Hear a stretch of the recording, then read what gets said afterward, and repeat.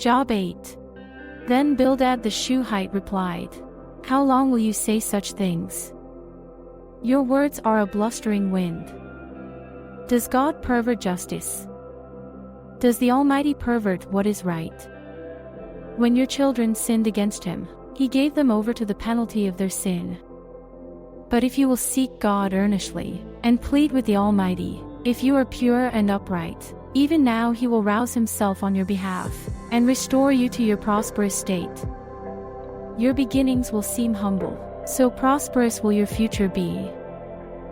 Ask the former generation, and find out what their ancestors learned, for we were born only yesterday and know nothing, and our days on earth are but a shadow. Will they not instruct you and tell you? Will they not bring forth words from their understanding? Can papyrus grow tall where there is no marsh? Can reeds thrive without water? While still growing and uncut, they wither more quickly than grass. Such is the destiny of all who forget God, so perishes the hope of the godless. What they trust in is fragile, what they rely on is a spider's web. They lean on the web, but it gives way. They cling to it, but it does not hold. They are like a well-watered plant in the sunshine, spreading its shoots over the garden. It entwines its roots around a pile of rocks, and looks for a place among the stones. But when it is torn from its spot, that place disowns it and says, "I never saw you." Surely its life withers away, and from the soil other plants grow. Surely God does not reject one who is blameless, or strengthen the hands of evildoers. He will yet fill your mouth with laughter, and your lips with shouts of joy. Your enemies will be clothed in shame, and the tents of the wicked will be no more. Job 9. Then Job replied, "Indeed, I know that this is true. But how can mere mortals prove their innocence before God? Though they wished to dispute with him, they could not answer him 1 time out of 1,000.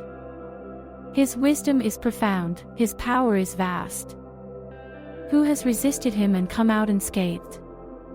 He moves mountains without their knowing it, and overturns them in his anger. He shakes the earth from its place, and makes its pillars tremble. He speaks to the sun and it does not shine. He seals off the light of the stars. He alone stretches out the heavens, and treads on the waves of the sea. He is the maker of the Bear and Orion, the Pleiades and the constellations of the south. He performs wonders that cannot be fathomed, miracles that cannot be counted. When he passes me, I cannot see him. When he goes by, I cannot perceive him. If he snatches away, who can stop him? Who can say to him, "What are you doing?" God does not restrain his anger. Even the cohorts of Rahab cowered at his feet. How then can I dispute with him? How can I find words to argue with him? Though I were innocent, I could not answer him. I could only plead with my judge for mercy.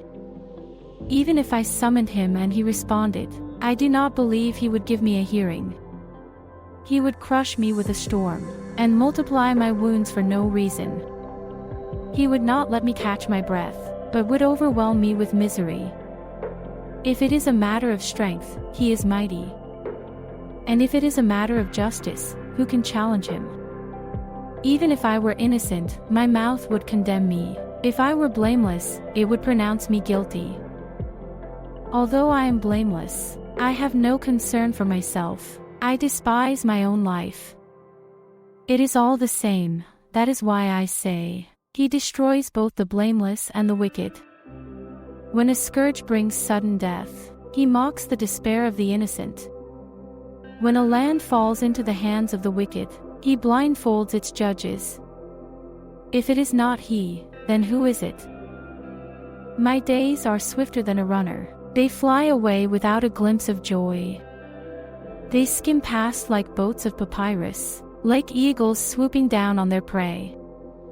If I say, I will forget my complaint, I will change my expression and smile, I still dread all my sufferings, for I know you will not hold me innocent.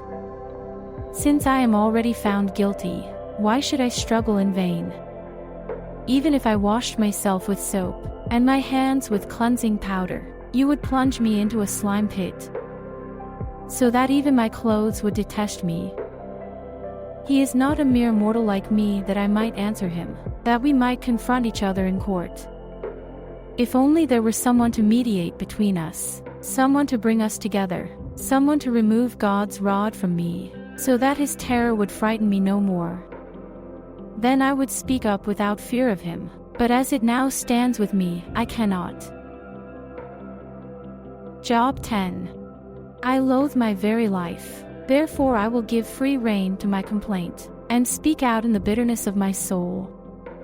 I say to God, do not declare me guilty, but tell me what charges you have against me. Does it please you to oppress me, to spurn the work of your hands, while you smile on the plans of the wicked? Do you have eyes of flesh?